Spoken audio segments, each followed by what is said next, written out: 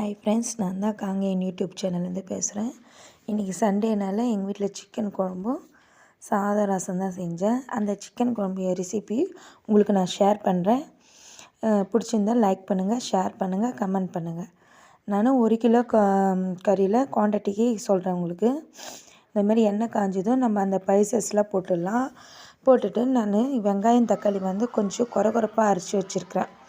இப்படியும் செய்யலாம், இல்லை சின்ன சின்னதாக நறுக்கியும் செய்யலாம். அந்த அந்த வெங்காயம் தக்காளி எண்ணெயில் போடும்போது சிம்மில் வச்சுட்டு போடுங்க.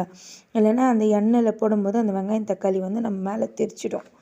அதனால் சிம்மில் வச்சுட்டு கேஸை அது கொட்டி நல்லா எண்ணெய் பிரிகிற அளவுக்கு நல்லா வதக்கி விடுங்க. எண்ணெய் பிரிகிற அளவுக்கு வதக்கி விட்டால் தான் டேஸ்ட் நல்லாயிருக்கும். இதில் வந்து நான் இஞ்சி பூண்டு பேஸ்ட்டு போடுறது வந்து வீடியோ எடுக்க முடியல. நீங்கள் போட்டுங்க. இஞ்சி பூண்டு அப்புறம் வந்து புதினா நல்லா ஒரு கைப்பிடி அளவுக்கு போட்டு நல்லா நைஸாக அரைச்சி அதில் போட்டுருங்க. போட்டு நல்லா அதையும் இந்த வெங்காயம் தக்காளியோடு மிக்ஸ் பண்ணி நல்லா பொன் வரலாம் அந்த எண்ணெய் பிரிகிற அளவுக்கு வதக்கி விட்டுட்டு அதுக்கப்புறம் கறி அலசி போட்டு மிளகாத்தூள், உப்பு, மஞ்சத்தூள் போட்டு நல்லா அந்த நம்ம கறி அலசி போட்டிருக்கோம் இல்லையா, அந்த தண்ணியிலையே நல்லா சிம்மில் வச்சு வதக்கி விடுங்க. தண்ணி எடுத்தோடனே தண்ணி ஊற்றிடாதீங்க. இந்த நல்லா அந்த கடாயில் வதங்கட்டோம்னால, ஏன்னா நம்ம ஏற்கனவே கறி அலசி இருக்கும் இல்லையா, அதில் தண்ணி விடும். மூடி போடும்போது இன்னமும் தண்ணி விடும்.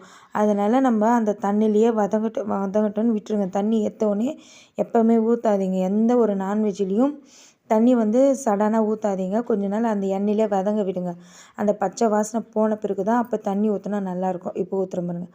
இதுமாதிரி நல்லா அந்த ப்ரௌனிஷாக வந்து அப்படியே தெரியும் உங்களுக்கு. அந்த ப்ரௌனிஷாக வரும்போது அப்போ நீங்கள் தண்ணி ஊற்றி நல்லா கலரி ஒரு 5 நிமிஷம் தட்டு போட்டு மூடி வைங்க. அதிலே இது சிக்கன் தானே, அதெல்லாம் சீக்கிரமாக வெந்துடும்.